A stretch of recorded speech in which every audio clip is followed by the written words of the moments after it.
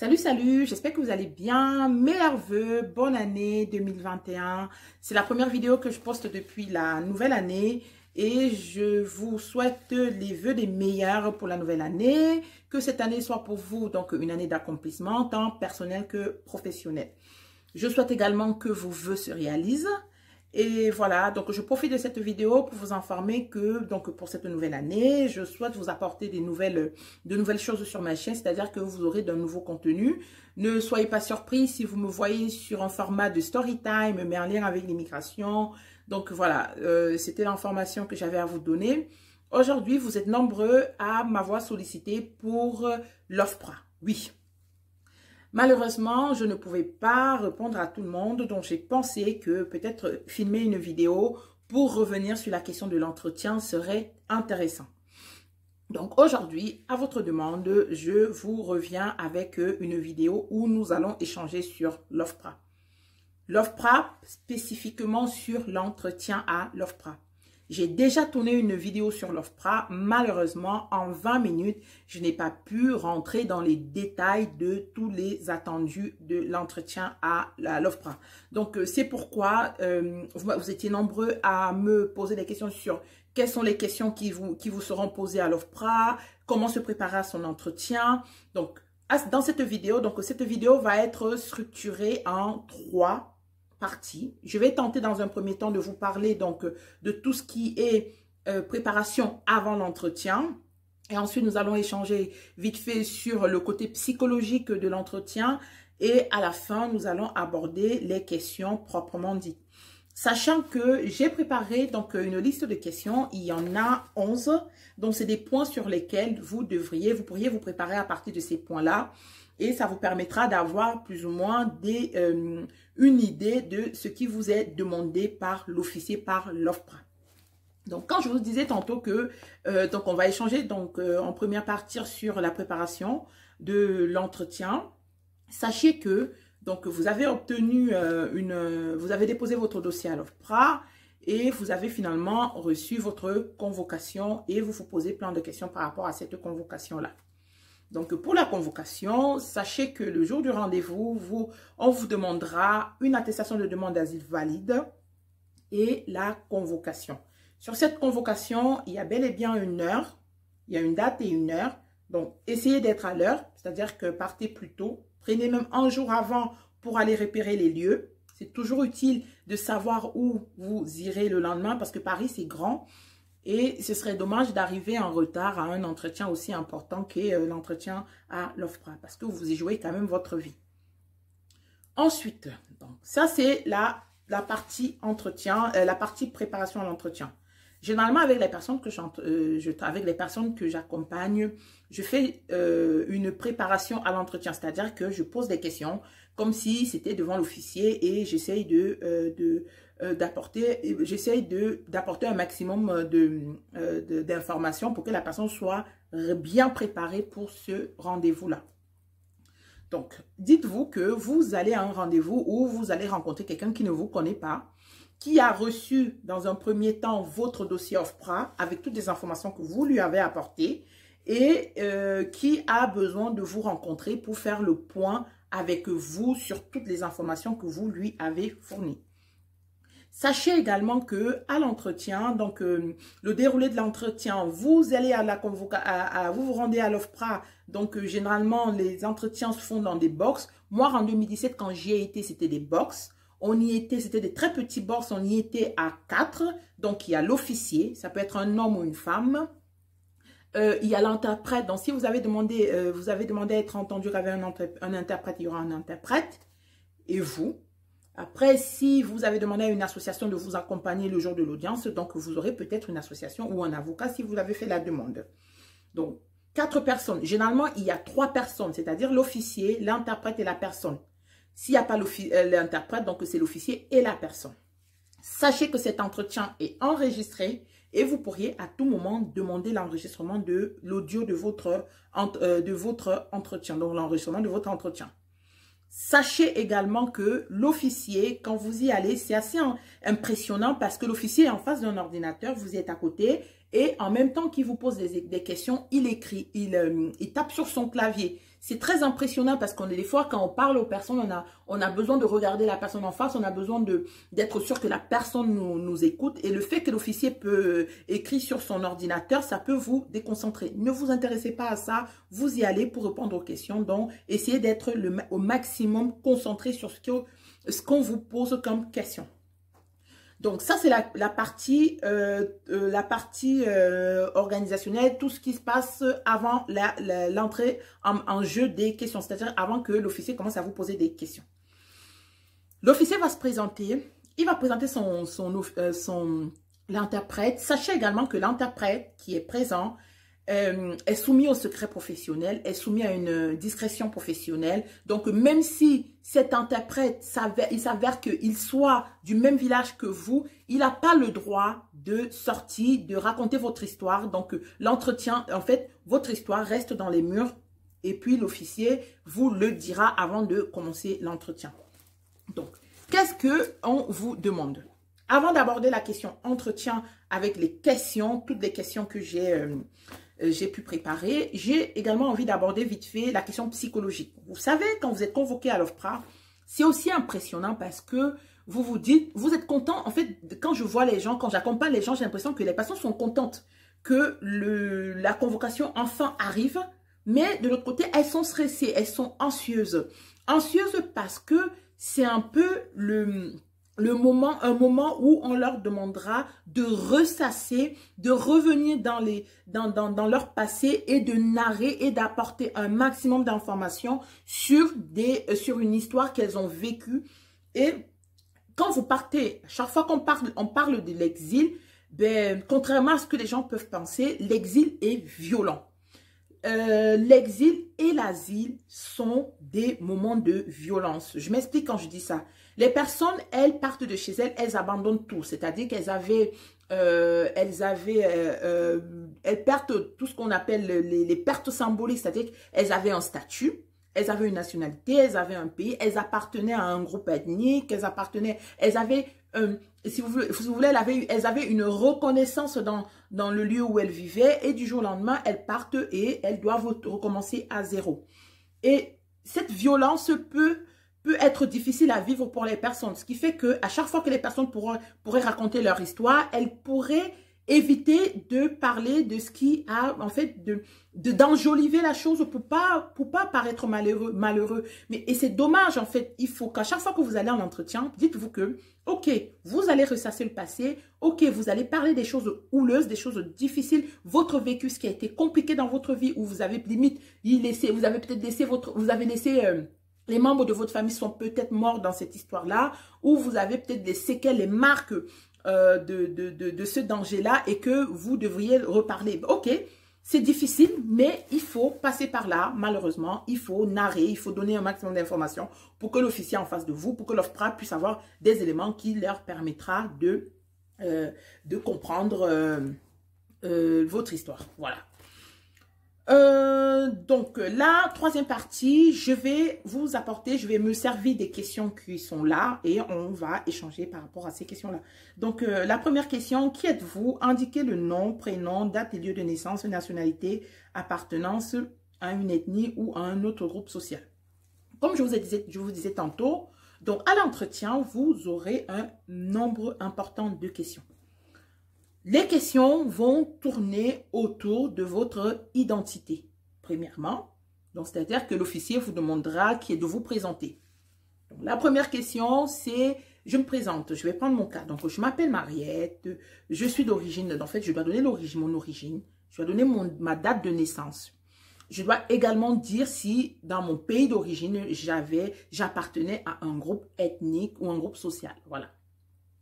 Quand on parle d'ethnie, des fois, les personnes me disent, mais c'est quoi l'ethnie? En fait, les ethnies, c'est les groupuscules. En fait, dans chaque pays, il y a des groupuscules. Donc, vous appartenez à un groupe. Et ce groupe-là, est-ce que ce groupe-là avec un nom, est-ce que vous apparteniez à un groupe? Parce qu'il ne faut pas oublier, on a des pays où il n'y a pas d'ethnie, où les personnes sont les personnes sont mélangées, il n'y a pas de reconnaissance, il n'y a pas de groupe reconnu. Donc, si vous n'avez pas d'ethnie, ben, autant le dire, j'ai pas d'ethnie, je suis de nationalité telle, je n'appartiens pas à un groupe social, voilà. dans cette première question, c'est donner les informations sur votre identité. Également, je souhaite attirer votre attention sur les erreurs qui existent sur les attestations.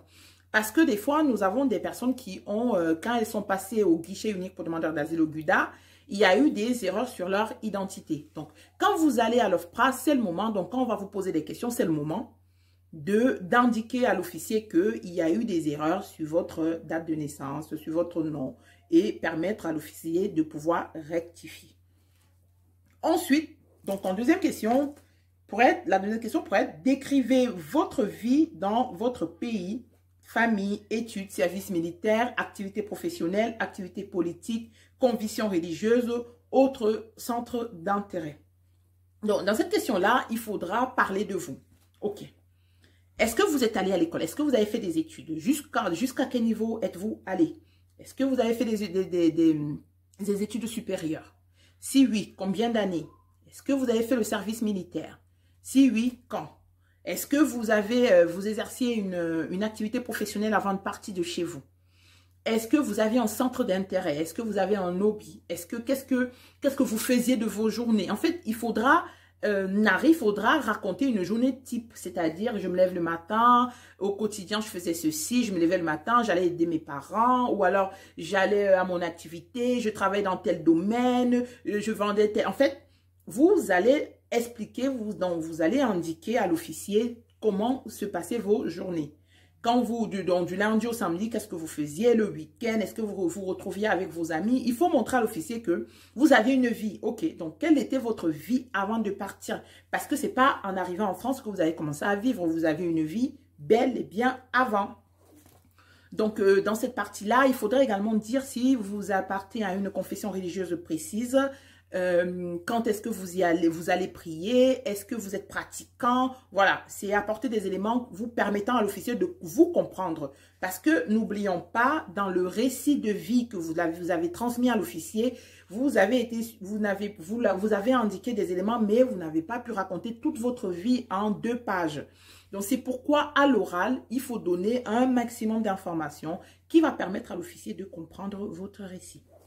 Ensuite, indiquez pour quel motif vous demandez l'asile. Donc, vous êtes parti, OK, vous vous appelez Madame Antel, vous êtes parti à l'école, vous exerciez tel métier dans votre pays.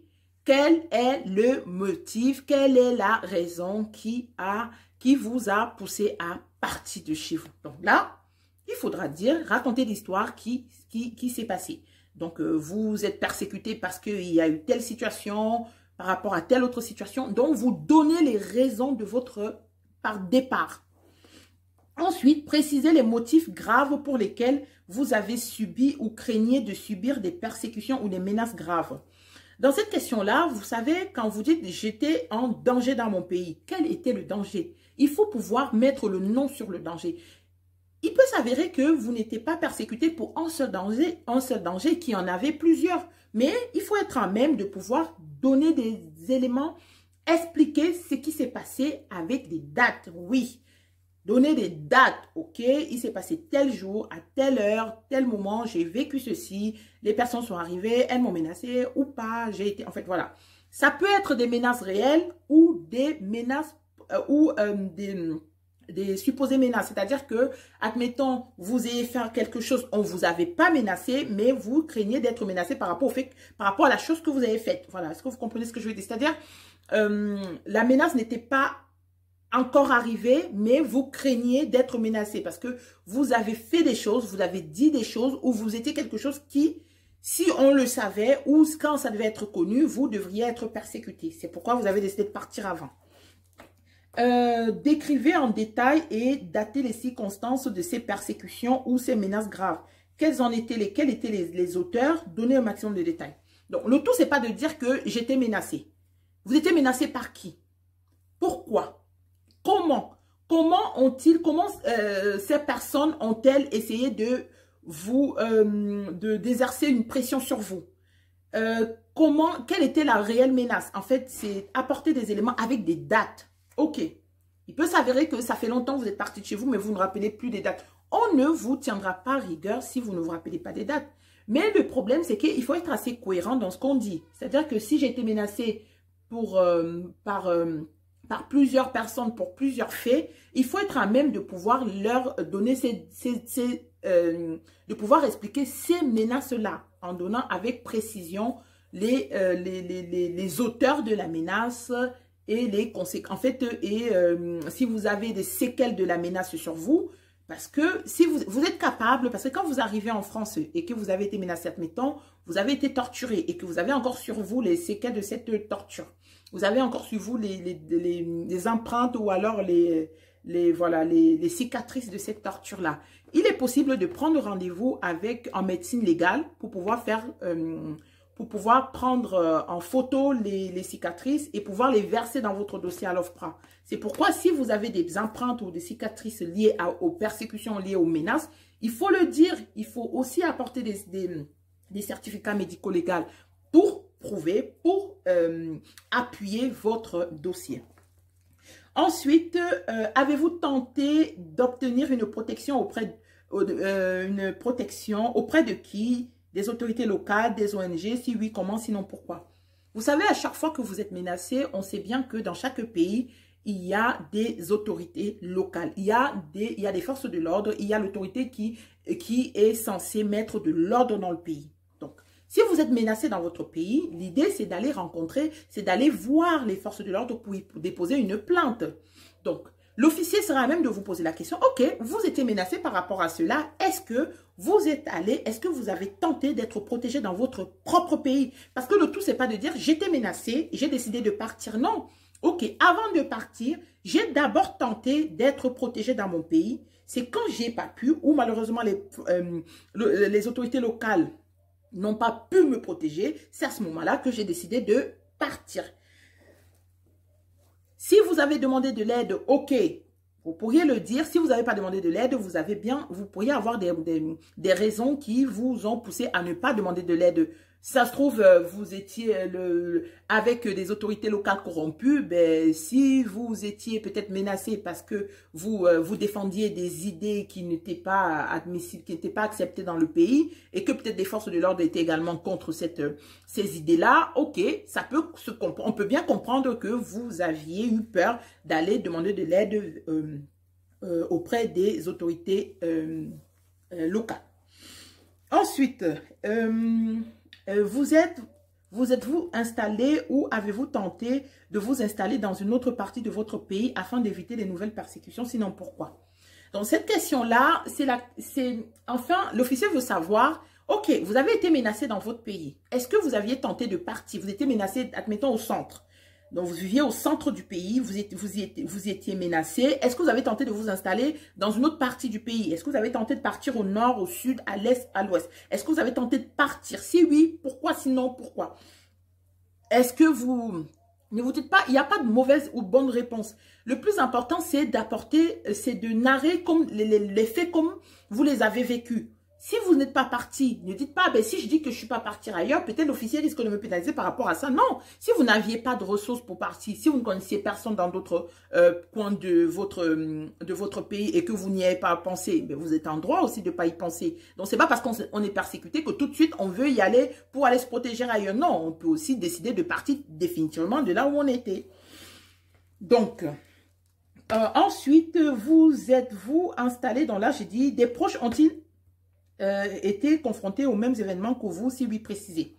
Vous savez, quand vous êtes menacé, les ravisseurs ou alors les personnes qui vous menacent pourraient être tentés de menacer également, de s'y prendre à... comment je vais parler de cette question-là? C'est-à-dire que vous êtes menacé, ok? Et les personnes se disent, ok, comme je n'arrive pas à faire du mal à Mariette, je vais tenter d'attaquer sa famille.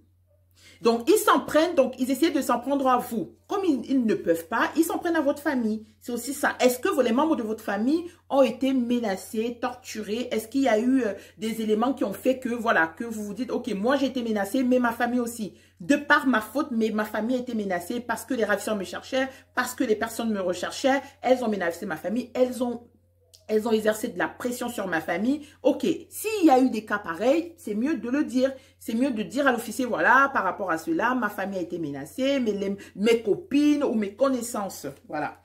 Ensuite, décrivez les derniers événements qui ont provoqué votre départ. Ok. Vous avez été menacé, ça vous l'avez dit. Vous étiez en danger, ça vous l'aviez dit. Qu'est-ce qui vous a poussé à dire, ok, là c'est bon, je m'en vais. Vous savez, vous pourriez être menacé, c'est-à-dire que vous pourriez être en danger.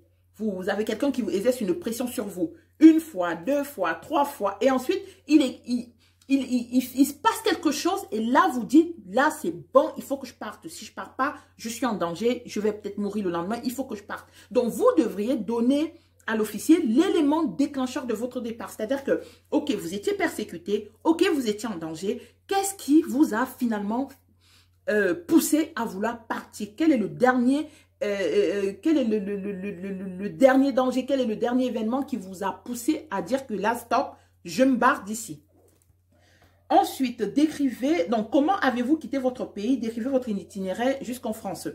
Il vous sera également demandé de narrer votre départ, c'est-à-dire le périple de votre pays d'origine à la France.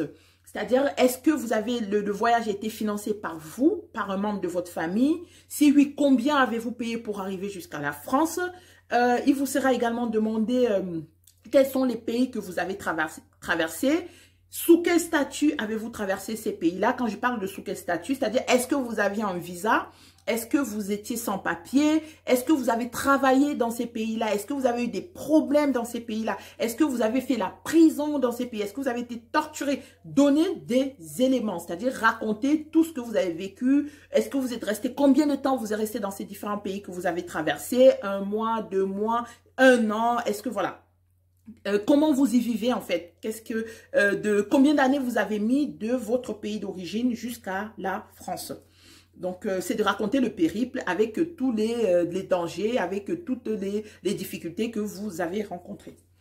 Ensuite, quelles sont vos craintes en cas de retour dans votre pays? Donc là, c'est vraiment la dernière question que je vais de ma liste. Quelle est votre crainte en cas de retour dans votre pays? Ok, on vous pose la question. Si aujourd'hui, je vous pose la question, si aujourd'hui vous rentrez chez vous, qu'est-ce que vous risquez réellement? Qu'est-ce qui va vous arriver si vous rentrez? Quel est le danger réel? Est-ce que vous êtes en contact avec les membres de votre famille? Mais aujourd'hui, on sait qu'il y a des réseaux sociaux et que oui, même si on est parti de chez soi, on peut bel et bien être en contact avec les membres de sa famille. Mais oui, c'est que peut-être vous avez été persécuté en 2017. Aujourd'hui, on est en 2021. Est-ce que la menace pèse toujours sur vous? Est-ce que si vous rentrez chez vous aujourd'hui, vous serez persécuté, menacé? Est-ce que les personnes qui en veulent à votre vie sont toujours en vie? Est-ce que ces personnes-là n'ont peut-être pas ne sont pas peut-être passées à autre chose? Est-ce que si vous étiez dans un pays où vous n'aviez pas et que en fait vous aviez des opinions politiques diverses de celles en place, et est-ce que le pouvoir n'a pas changé entre temps? Voilà, c'est plus ou moins ces questions-là qui vous seront posées. Sachez que la liste est non exhaustive, il pourra y avoir d'autres questions, mais c'est grosso modo, tout se jouera autour des dangers, autour les membres de votre famille, l'identité, votre vie avant de partir. Donc, c'est plus ou moins tout cela qui vous sera, toutes ces questions-là qui vous seront posées par l'officier.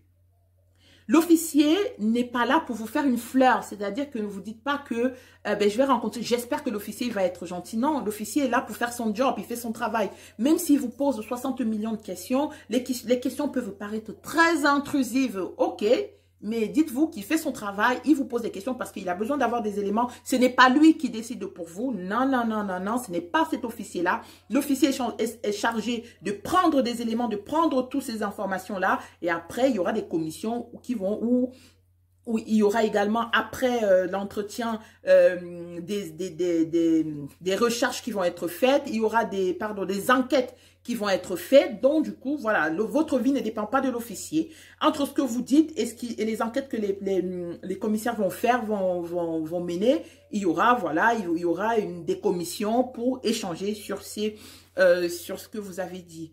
Donc, j'espère que je vous ai apporté un maximum d'informations sur le déroulé de l'entretien à l'OFPRA. Donc, allez-y en vous disant que la personne n'est pas là pour vous mettre des bâtons dans les roues. Elle n'est pas là non plus pour vous donner, pour vous faire une fleur. Elle est là pour faire son travail. Donc, elle vous pose des questions parce que ce sont des questions qui vous permettent de comprendre votre situation. Et n'hésitez pas aussi, si vous ne comprenez pas les questions, à faire répéter la question. Si vous ne comprenez pas le sens de la question, pardon, dites-le, parce que ça ne sert à rien de répondre à une question qu'on n'a pas compris, non? C'est vraiment pas la peine. Donc, posez autant de questions ou alors faites répéter autant de fois ou faites même reformuler la question pour vous permettre de bien la comprendre. Voilà, j'espère que la vidéo va vous aider. N'hésitez vraiment pas à me poser des questions parce que vous voyez, cette vidéo, je l'ai éditée, je l'ai faite parce que vous me l'avez demandé, parce que vous avez été nombreux à me poser des questions sur l'entretien à l'OFPRA. Voilà. J'avais ces informations, je me suis dit autant aller d'abord sur une vidéo pareille. Donc n'hésitez pas à me solliciter si vous avez besoin. Quand j'ai le temps, j'essaie de répondre. Sinon, voilà, je fais des vidéos pour répondre à tout le monde. Je vous envoie d'ici là plein de bisous. Prenez soin de vous. Regardez la vidéo. Partagez-la autour de vous. Pardon. Partagez-la surtout auprès des personnes qui doivent passer un entretien d'ici là ou qui sont dans la procédure de demande d'asile. Et vous qui n'êtes pas dans la procédure de demande d'asile, voilà, apprenez des choses sur l'asile en France. Je vous envoie plein de bisous. Portez-vous très bien et à bientôt.